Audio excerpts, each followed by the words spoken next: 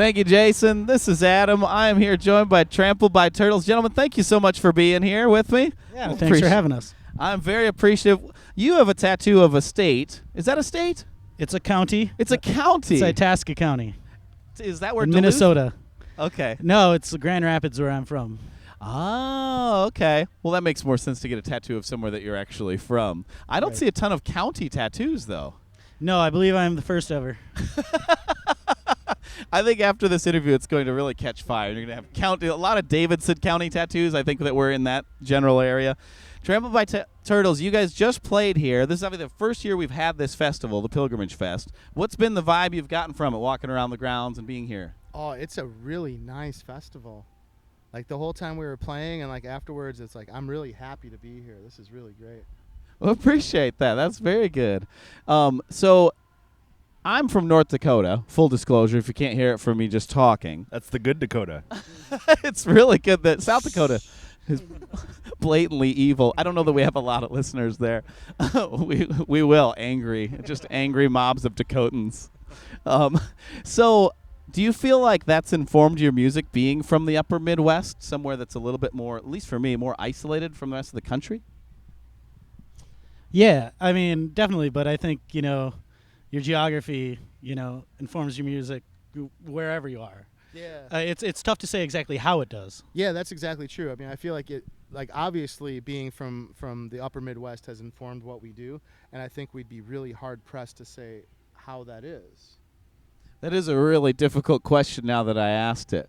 But it's really cool to hear sort of that people from up there, because when I was up there, I didn't realize anybody really could play music or did play music. But North Dakota is probably even more isolated than Minnesota or Wisconsin, believe it or not. So that's probably true. Now, you're wearing a LeBron James shirt. Yes. Do you have any further comments on him? I know nothing about him, actually. I honestly, maybe you won't believe me, but it's true. I didn't know who this was when I bought the shirt. That makes it so much better. I don't follow basketball or baseball or whatever he plays. I heard he's good at scoring touchdowns, but I don't know. He plays. Well, you know what? I'm not going to spoil it. I'm sure that you'll find out eventually. It's just a funny shirt.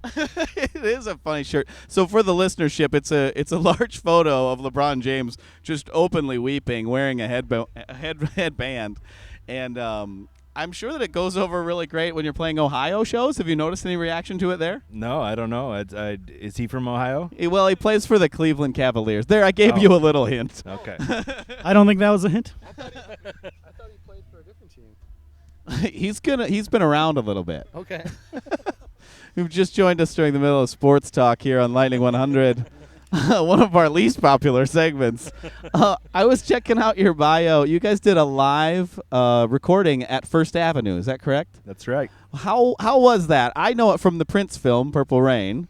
Well, we've played at First Ave at least once a year for about 8 years when we did those shows. So it was, it's kind of our home base at this point in time.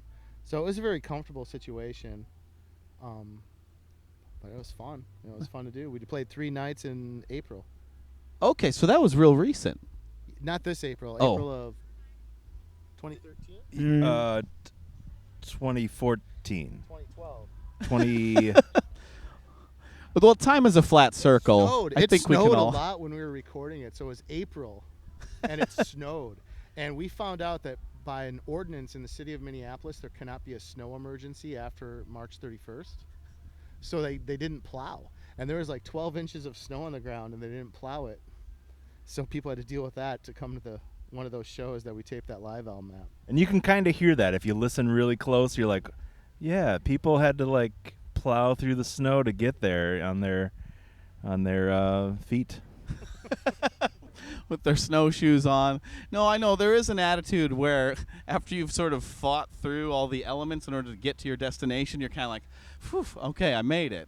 And that's probably not a bad sort of feeling to have as you're seeing a concert. I suppose that's fine. Sure. So, a festival like this, do you have favorite things about playing a festival in general? I really like playing during the daylight, and a festival increases the odds of that happening. Yeah, this festival, it's almost all during the daylight, actually. The last band, which is Wilco tonight, is done at 7:30, Oh wow. which seems kind of nice.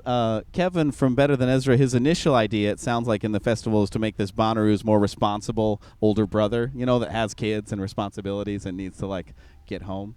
So that was the idea. But yeah, it's a real. But when you're younger than Bonnaroo, you're not going to come across as the older brother. I think you just blew my mind out of my brain. I don't know that I can even handle what you just said, man. But that's okay. That's what you come to a festival for. Life-altering experiences. And I got it. So now you are from Wisconsin. That's true. Is that right? Okay. Yeah. What makes a cheese curd good? Well, the fresher the better. Okay. And a way that they perpetuate that feeling is when you serve them warm, they squeak. So that's good, right?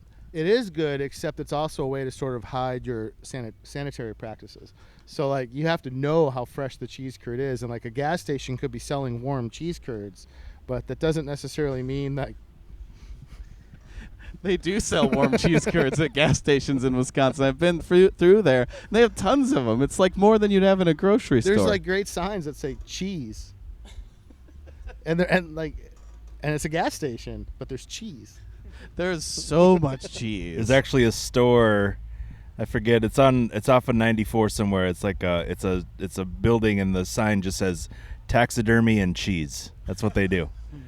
See, this reminds me of home. I appreciate you guys so much coming and talking about these weird upper Midwestern sort of things.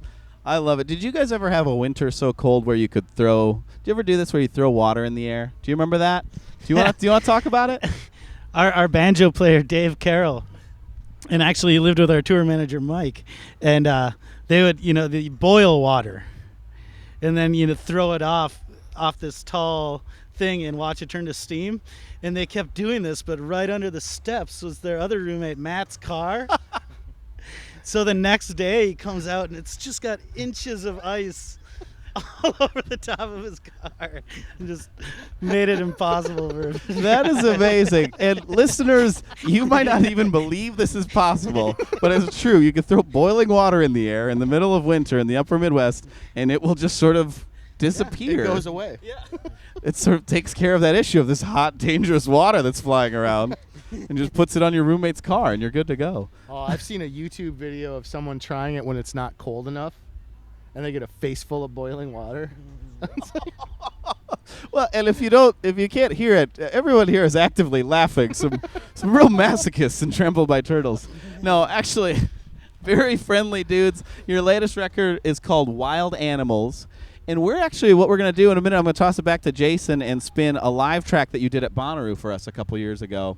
Fans of Bonnaroo, you have any favorite memories from that particular festival? The wilder younger brother of this festival? Oh man, I saw Sturgill Simpson's set this last Bonnaroo, and it was awesome. I was so pumped watching that. It was great. And a few Bonnaroos ago, we played, and I got to hear Radiohead, but it was so crowded I couldn't see them, but they sounded amazing.